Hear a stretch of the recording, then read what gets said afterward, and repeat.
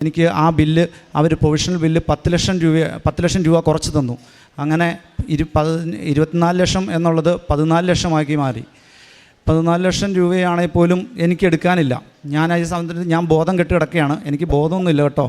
ഞാൻ ബോധമൊന്നും ഇല്ലാതെയായിരുന്നു. കോമ സ്റ്റേജിലാണ് ഞാൻ കിടക്കുന്നത്. ഞാൻ ഈ അവസരത്തിൽ എനിക്ക് കറക്റ്റ് പറയാൻ പറ്റുന്നില്ല.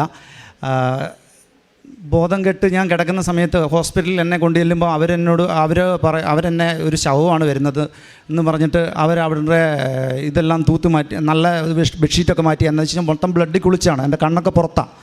അപ്പം ഇത് ചുരുണ്ട് കിടക്കുന്നൊരവസ്ഥയിലാണ് ഞാൻ.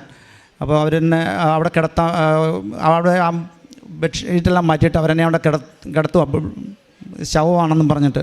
ആ അവസ്ഥയിലാണ് എനിക്ക് പൾസുണ്ട്, എന്നെ അഡ്മിറ്റ് ചെയ്യണമെന്ന് പറയുന്നത്. അങ്ങനെയാണ് എന്നെ അഡ്മിറ്റ് ആക്കുന്നത്.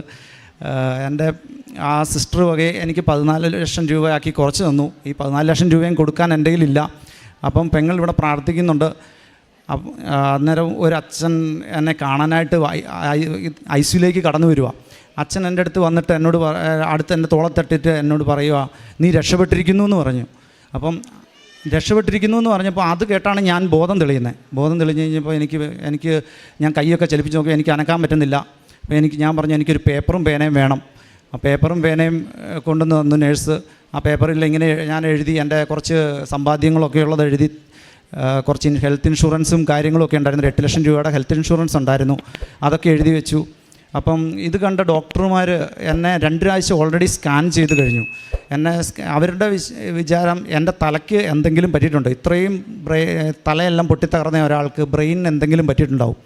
അപ്പം അവരെന്നെ സർജറി ചെയ്യാതെ ഒബ്സർവേഷനിലാണ് ICUയിൽ ഇട്ടിട്ടേക്കുന്നത്.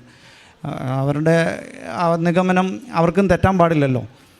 ഞാൻ അവിടെ അതിനുശേഷം അച്ഛൻ വന്ന് എന്നെ കൈക്ക് പ്രാർത്ഥിച്ചിട്ട് പോയി. എനിക്കൊന്ന് വൊമിറ്റ് ചെയ്യണമെന്ന് പറഞ്ഞു. ഞാൻ വൊമിറ്റ് ചെയ്തൊരു 2 ലിറ്ററോളം ബ്ലഡാണ്. അവരുടെ വയറൊന്നും ചെക്ക് ചെയ്തിരുന്നില്ല. അവൻ്റെ തല മാത്രമേ നോക്കുന്നുണ്ടായിരുന്നുള്ളൂ.